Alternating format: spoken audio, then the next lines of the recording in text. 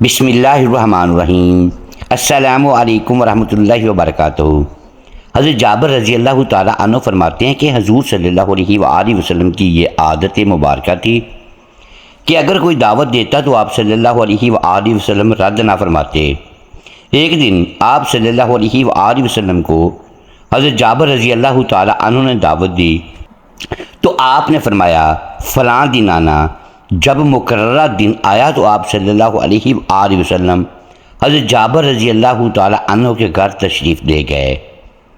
انہوں نے رسول اللہ صلی اللہ علیہ وآلہ وسلم کو اپنے گھر میں دیکھا تو بہت مسرور ہوئے اور خوشی و شادمانی کے عالم میں مشک آمیز پانی کا چھڑکاؤ کیا اور شاداں فراہاں آپ صلی اللہ علیہ وآلہ وسلم کے پاس آئے اور آپ کو اندر تشریف لانے کے لیے عرض کی۔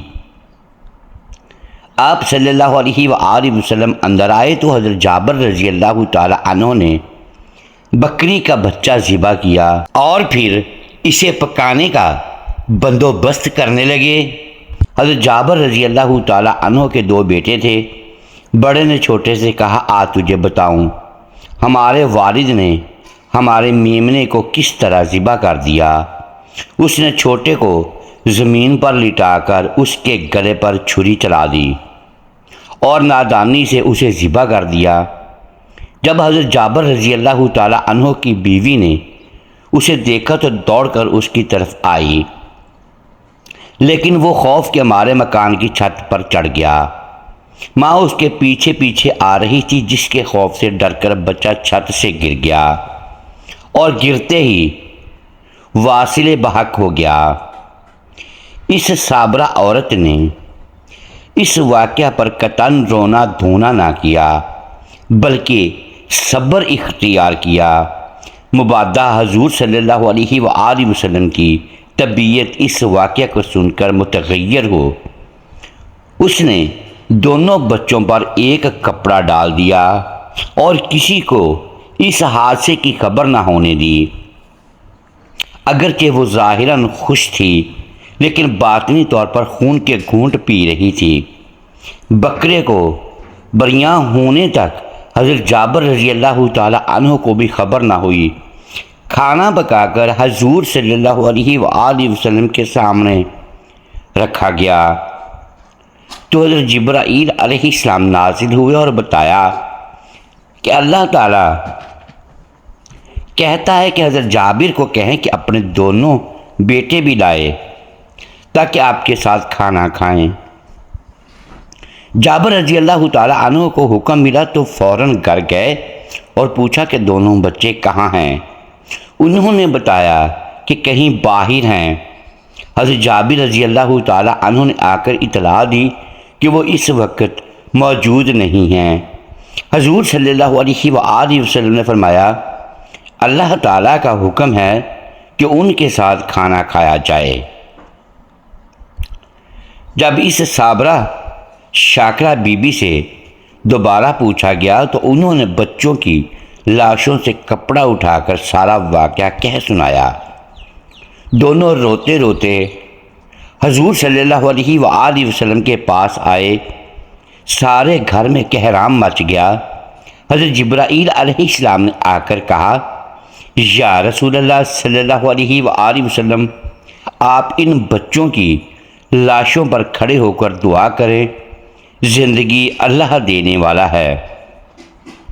حضور صلی اللہ علیہ وآلہ وسلم تشریف لائے اور بچوں کے لیے دعا فرمائی اور اسی وقت اللہ کے حکم سے زندہ ہو گئے۔ اسی سن میں حضور صلی اللہ علیہ وآلہ وسلم عمرے کی غرض سے مکہ روانہ ہوئے۔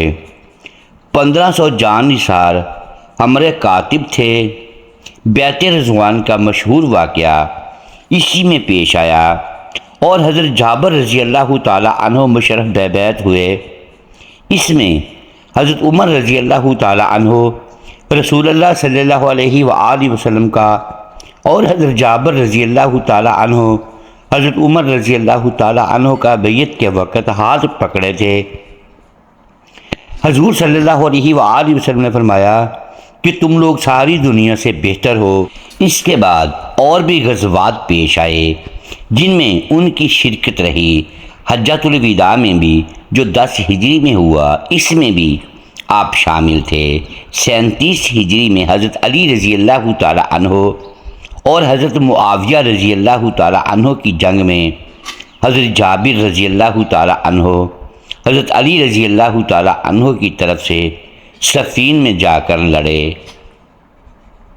حضرت جابر رضی اللہ تعالی عنہ کو حدیث کا اتنا شوق تھا کہ ایک ایک حدیث سننے کے لیے مہینوں کی مسافت کا سفر طے کرتے۔ حضرت عبداللہ بن انیس رضی اللہ تعالی عنہ کے پاس ایک حدیث تھی، وہ شام میں رہتے تھے۔ حضرت جابر کو معلوم ہوا تو ایک اونٹ خریدا اور ان کے پاس جا کر کہا کہ وہ حدیث بیان کیجئے۔ میں نے اس لیے اجرت کی کہ شاید میرا خاتمہ ہو جاتا اور حدیث سننی رہ جاتی۔ اسی طرح حضرت مسلمہ بن مخلد رضی اللہ تعالی عنہ امیر مصر سے حدیث سننے کے لیے مصر کا سفر کیا اور حدیث کی اجازت لی۔ اس سفر کا تذکرہ طبرانی میں موجود ہے۔ محترم ناظرین، امید ہے آج کی یہ ویڈیو آپ کو پسند آئی ہوگی۔ ناظرین گرامی، اگر ہم اس ویڈیو میں الفاظ کی درستگی دانستہ یا دیدہ دانستہ درست نہیں کر پائے تو ہم آپ سے معذرت خواہ ہیں اور اللہ کے حضور معافی کے طلبگار ہیں۔ ناظرین گرامی، ویڈیو کو لائک کیجئے، چینل کو سبسکرائب کیجئے اور بیل آئیکن پریس کر دیں تاکہ ہر نئی آنے والی ویڈیو آپ تک بر وقت پہنچ سکے اور ہماری حوصلہ افزائی ہوتی رہے۔ اگلی ویڈیو تک کے لیے اجازت دیجیے گا۔ شکریہ، اللہ حافظ۔